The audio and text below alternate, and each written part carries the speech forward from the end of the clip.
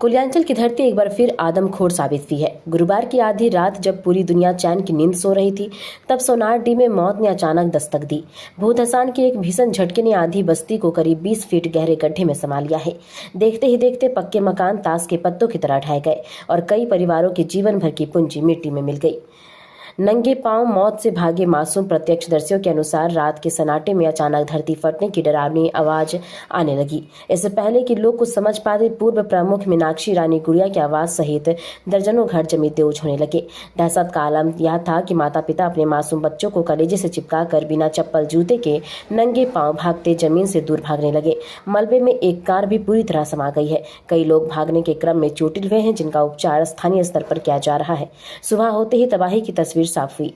अपनी आंखों के सामने मलबे में दफन सपनों को देख प्रभावित परिवारों का रो रो कर बुरा हाल है। स्थानीय लोगों का आरोप है कि बीसीएसएल प्रबंधन और प्रशासन को इस खतरे का अंदेशा पहले से ही दिया गया था, लेकिन अधिकारियों ने इसे गंभीरता से नहीं लिया।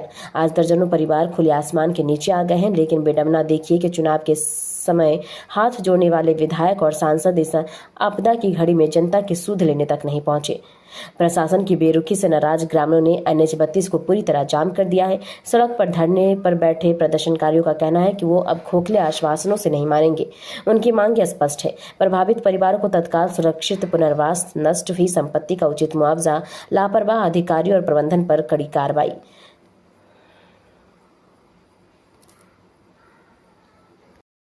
चौथा एक घटना था। हम लोग का 31/3/2026 का एक घटना था, जिसमें 3 आदमी का जान चला गया। सरकार तरफ से अभी कोई ऐसा कार्रवाई नहीं किया गया। हम लोग को रहने का कोई जगह नहीं दिया गया है। और कितने सालों से है यहाँ पर? हम लोग कम से कम यहाँ तो बरसों बीत गए। मेरे बाबा दादा भी यहीं रहे। 50-60 साल से हम लोग यहाँ रह रहे हैं। और ये कल का रात जो घटना हुआ, ये चौथा घटना है। कल क्या हुआ था? कल अचानक आवाज किया और आग जमीन से आग फेंका और उसमें से कम से 10 से 12 घर जो है ना धंस गए, जमीन के नीचे चले। कोई आदमी को नुकसान भी? उसमें से 1-2 का नुकसान, चोट लगा, उसका हॉस्पिटल में इलाज हुआ और कुछ आदमी मतलब निकल गए जान बचा के। ये पूरे गांव, पूरा ये क्षेत्र सब खाली कर रहे हैं। अभी आप लोग को हम क्या लोग का आदेश मिला है यहाँ? बघमारा का जो विधायक है आज तक देखने तक नहीं आया।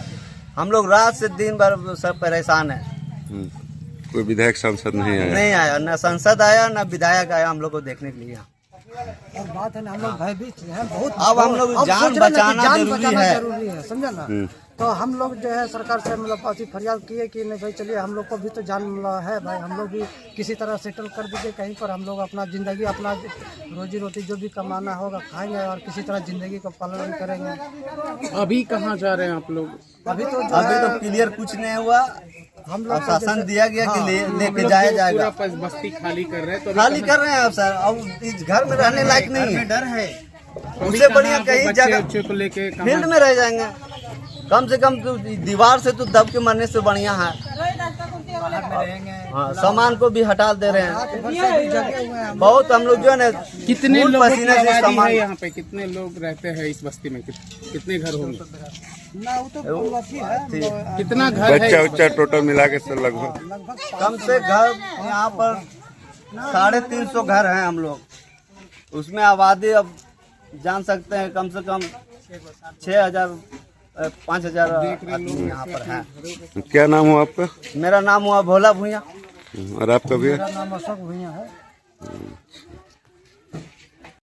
रोड पर रहेगा, कहाँ पर रहेगा? जंगल झाड़ में ऐसे रहेगा, क्या करेगा? कोई सुविधा नहीं मिल रहा है। अभी कोई सुविधा नहीं मिल रहा है तो कहाँ जाएगा, कैसे बताएगा? बताइए नहीं रहा अगला पार्टी तो कौन बताएगा? कोई नेता उता भी नहीं आया मदद के लिए? कोई नहीं आया। रात भर से जगा हुआ सब? हाँ, रात हो गया, फिर सवेरे हो गया है। अब सब लोग यहाँ खा रहा है।